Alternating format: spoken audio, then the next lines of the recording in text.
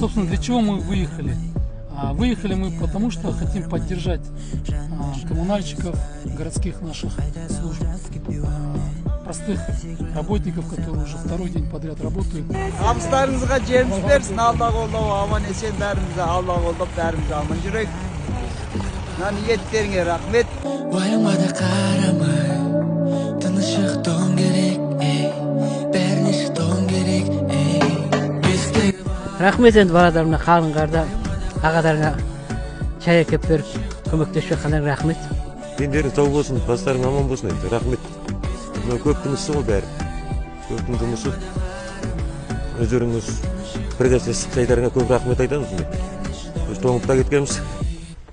Осындай қыста, аязда, боранда біз үшін, жалпы халық үшін қызмет етіп жатқандарыңызға көп рахмет. Сіздердің еңбектеріңіз елеусіз қалмайды.